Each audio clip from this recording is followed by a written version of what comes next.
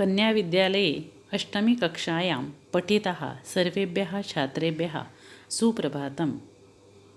अधुना वयं किं सर्वनाम एतस्य व्याकरणघटकस्य विषये किञ्चित् जानीमः।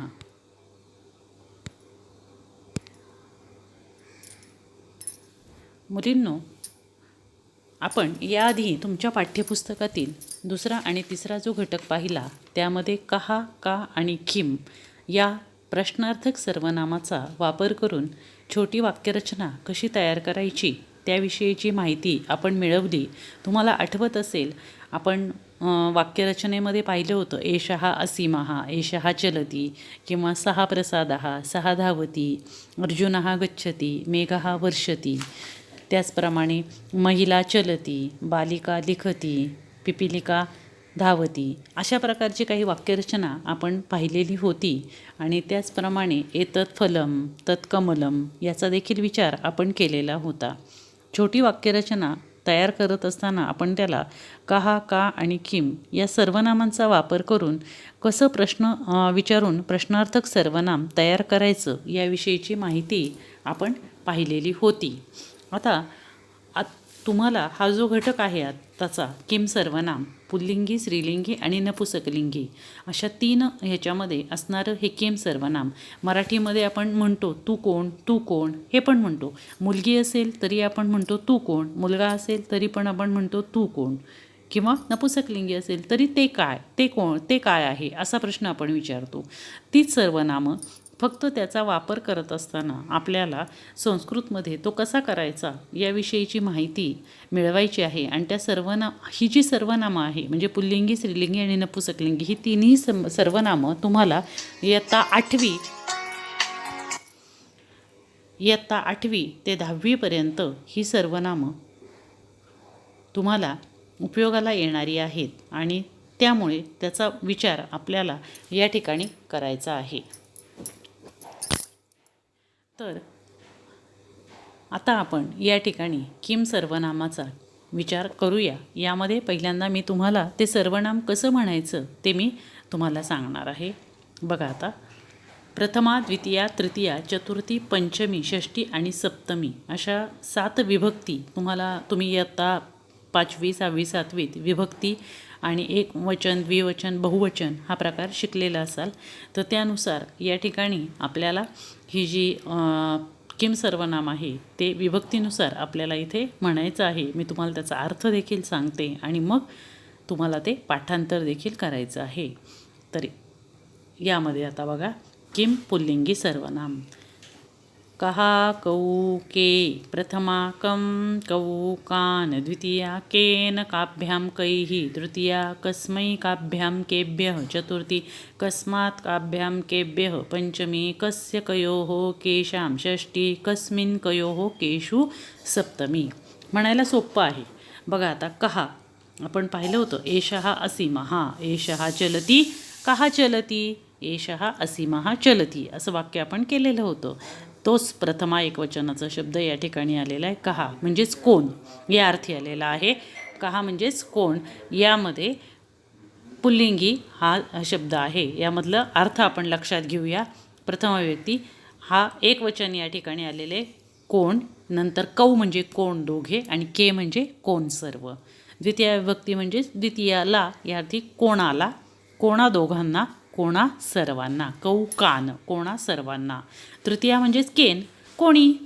आपण एखादी कब्बशी फुटली समजा घरामध्ये आणि आई नव्हती घरात, तर आपण काय करणार, फुटलेली समोर ठेवली आहे समजा प्रामाणिकपणे, तर आई काय विचारते, 2-3 भावंडं असता तुम्ही, आई विचारते कोणी फोडली, मग इथं कोणी हा प्रश्न निर्माण होतो की नाही, तसा हा केन पण हा पुल्लिंगी आहे म्हणून इथे केन म्हणजे कोणी, काभ्याम कोणी दोघांनी आणि कैही म्हणजे कोणी सर्वांनी या अर्थी हा शब्द येतो।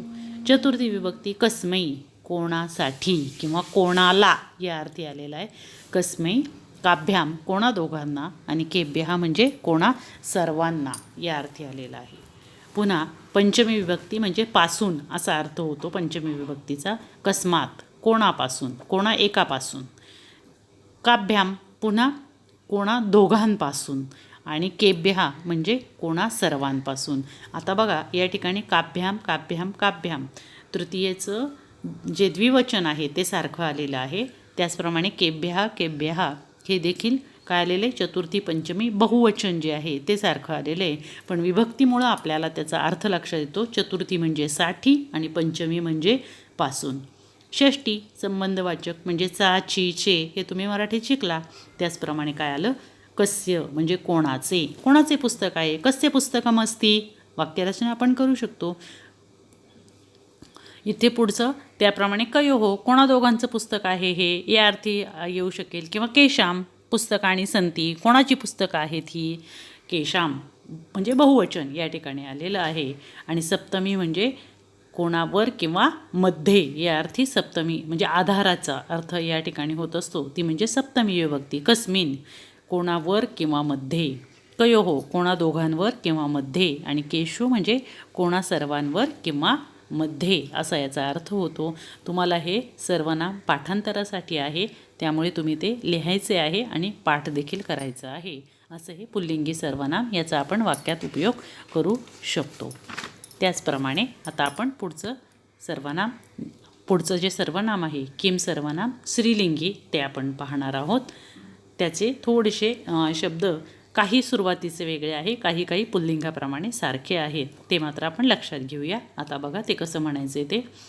किम स्त्रीलिंगी सर्वनाम का के काहा प्रथमा काम के काहा द्वितीया कया काभ्याम काभिः तृतीया कस्यै काभ्याम काभ्यः चतुर्थी कस्याः काभ्याम काभ्यः पंचमी कस्याः कयोः कासां षष्ठी कस्यां कयोः कासु सप्तमी. आता इथे का चलती, का धावती, का पठती असे प्रश्न आपण तयार केले होते, बरोबर.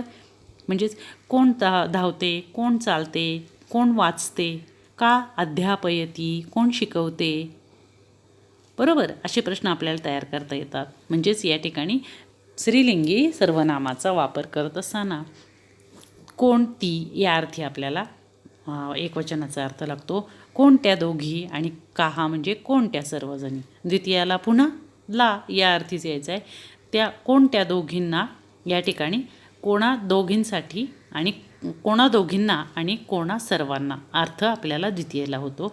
तृतीयाला कोणी दोघींनी तयार केलं हे चित्र किंवा कोणी दोघींनी सादर केली ही कला या अर्थी काभ्याम वापरता येईल. किंवा कया जरी अर्थ घेतला आपण तर कोणी एकीने या अर्थी घेता येईल आपल्याला.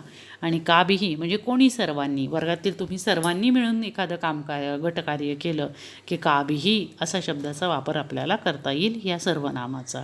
कस्यै कोणा एकीसाठी, काभ्याम कोणा दोघींसाठी आणि काभ्यः म्हणजे कोणा सर्वांसाठी, कोणत्या स्त्रीलिंगी सर्वांसाठी.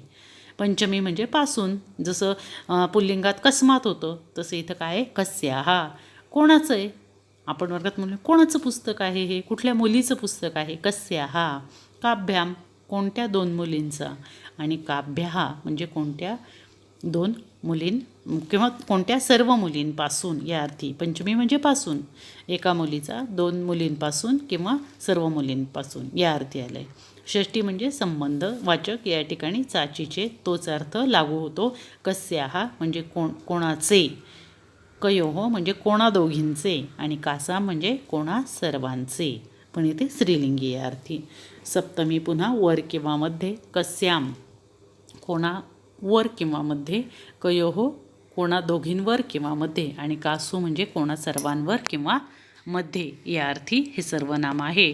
हे सर्वनाम देखील तुम्ही लिहून काढायचं आहे आणि त्याचं पाठांतर नक्की करायचं आहे.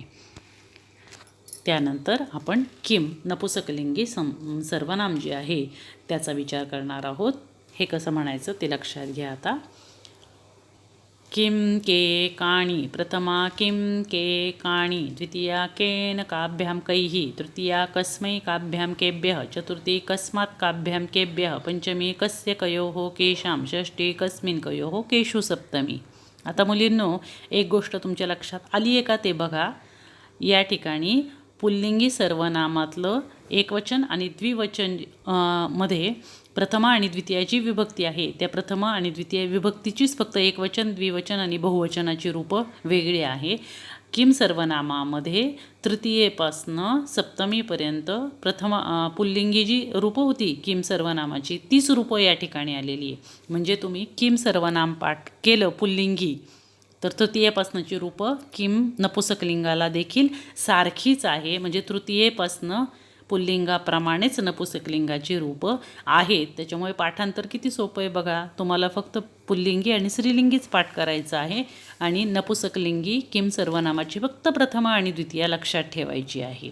इथं किम के काणी, किम म्हणजे ते या अर्थी घ्यायचं आहे. नपुसकलिंगी कोण ते काय आहे, आपण ते काय आहे, ते दोन काय आहेत किंवा ते सर्व काय आहेत, त्याला या अर्थी घ्यायचे किंवा त्या दोघांना किंवा त्या सर्वांना. आता तृतीयेपासनं आपल्याला पुल्लिंगाप्रमाणेच अर्थ या ठिकाणी होणार आहे. त्याने, त्या दोघांनी किंवा त्या सर्वांनी, त्याच्यासाठी, त्या दोघांसाठी किंवा त्या सर्वांसाठी चतुर्थीचा अर्थ होतो आहे.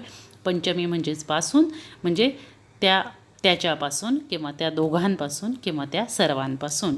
षष्टी म्हणजे चा, त्याचा, त्या दोघांचा किंवा त्या सर्वांचा. आणि सप्तमी म्हणजे त्याच्यावर किंवा मध्ये, म्हणून त्याच्या एकावर किंवा मध्ये, दोघांवर किंवा मध्ये किंवा सर्वांवर किंवा मध्ये असा याचा अर्थ आहे.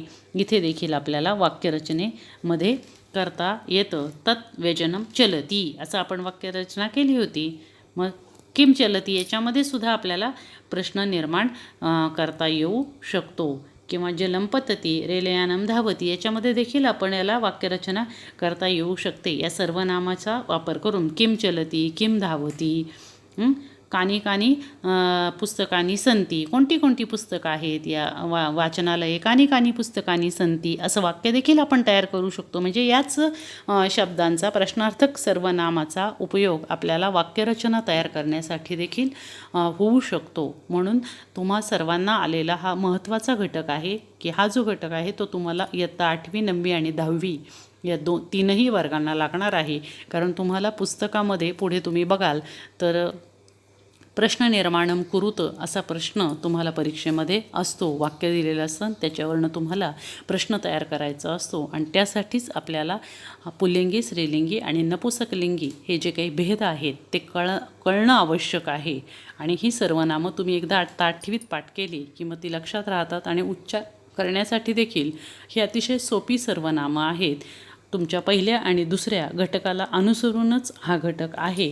कारण पुढचा जो घटक आहे द्वौ, त्याच्याकडे वळण्यापूर्वी आपण या सर्वनामांचा विचार करणं गरजेचं होतं. म्हणून या ठिकाणी हे किम सर्वनामाचा घटक आपण या ठिकाणी पाहिलेलं आहे.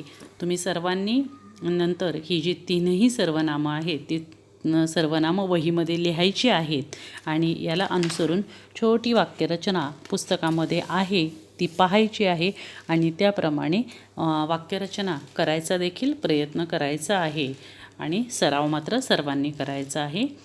समजले असेल सर्वांना अशी अपेक्षा. धन्यवाद.